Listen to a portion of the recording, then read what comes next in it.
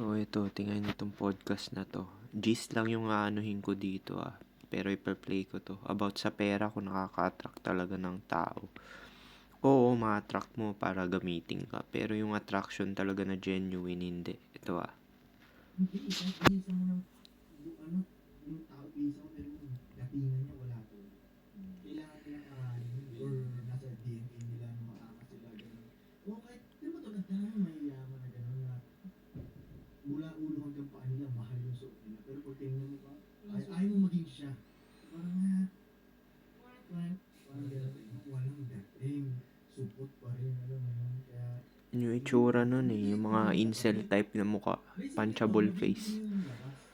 Pero yung loob mo, hindi. Oo. Yung inner G. Yun, hindi mo Kasi si Koy Koy mukha niya normie naman Pero ako, gusto ko ng pera. Hindi kasi sabi, ayoko yung pera. Dahil, pagtitripan niya, yun ang purpose ng pera, mapagtitripan. Ito, sa tingin niyo ba, tol, ang pera, kasi iniisip ng iba, dahil sa pera, marami kang chicks. Oh, yan Ano sa tingin niyo? Tama ba yan? Mali? Dahil Hindi. sa pera, marami kang Hindi chicks. yan. Hindi totoo yan. Oo, kasi hyper mo sa mga babae. Okay? Nature nila yun. Tiyan mo si Sad Boy, hindi niya rin alam na hypergamos. Oo, gagamitin ka as beta box. Pero yung genuine desire na sinasabi ko or love, hindi mo makakamit yun. Looks lang talaga. Kailangan pogi ko or at least normal. Mapasa mo yung threshold ng looks. Mas maraming resources. Kahit since ancient of time. Mhm. Doon sila pumunta sa mas maraming resources. Bonus na lang yung sword. Eh, bakit? Magmamatter lang yung resources kung na-attract na siya sa itsura mo. Usually naman na mayaman may itsura Kaya nga sila yumaman dahil ang bilis nila magbenta ng produkto dahil sa itsura nila. Yung mga ibang kilala natin mayaman, walang chicks.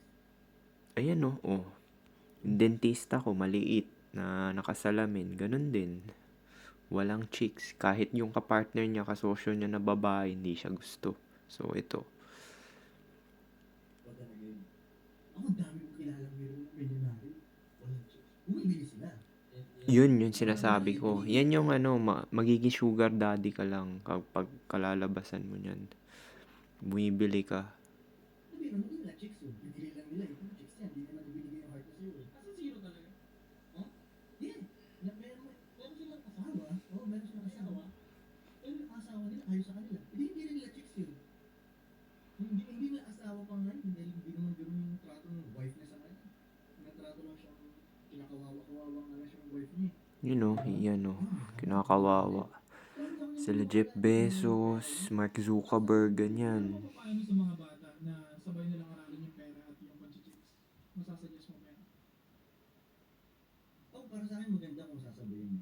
Ayan sabay Kasi ako pinagsabay ko yan Yung nag-college ako STEMing, tinapos ko yung kurso ko tapos ng chicks ako sabay. Kasi motivation din yung chicks para makuha mo yung gusto mo, yung goal mo. Nag-masteral pa nga ako dahil kasi nisip ko na yun. Kasi once na chick ka, may posibilidad na isipin mo yung magkapamilya ka or madisgrasya mo magkaanak. So, mayroon kang pressure. So, mas lalo kang motivated. So, si Koy Koy, ganun din yung mentality. Same kami ng utak na ito Yan, hindi sila Kaya gusto. pinapanood ko to Kumbaga parang sabihin, hindi, pero muna. Ito muna ako. Tayo na support ka, gawin mo, sabayin mo. Diba, isa lang kaya mong gawin? O, kasi minsan iniisip nila yun na isa lang muna. Kung iisipin mo na kaya mong sabayin, basta isipin mo lang kung makakaya mo siya, huwag kang susupot-supot lang. Muna. Hindi. Sabay mo na. Lahat na. Sabay na. Okay, mag-aaral ka ng paano mag-make money. Mag-aaral ka sa yung iba kasi sabi pera daw. By that time, na-hit ka na ng age pill. So, wala nang papatol sa'yo. Wala ka ng chicks. Wala ka ng experience. Wala ka pang chicks. relationship sa babae. Magpaganda ka pa ng katawan. Diba? Tapos Dapat talaga sabay. Hindi ako naniniwala dyan na pumera ka lang ng pumera. Sabay yan.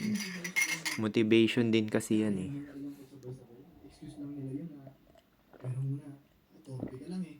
Di ba? Di ba ito yung makausap nyo? Kaya sabi, pero muna, pero mo. Di ba? Supot-suputan natin. Nakikita mo ba ito? May ibenta ng mga. Nakikita O, Actually, hindi. o sige, stop ko na to. Yun lang naman yung gist na itong ano na to eh, nung video na to. Yung pera talaga, hindi talaga, nagmamatter lang yan pag attracted na talaga yung babae sa'yo. Tsaka yun, dapat yung pagsabayin yan nung 20s pa kayo, nung bata pa kayo, 19 pataas. Na ano, kasi pag nag 35 ka na, yan kasi ceiling eh. Yan na yung pinaka max na limit mo, 35 na age. Lumagpas ka dyan, less na yung magkakagusto sa'yo na babae. So, yun lang, peace.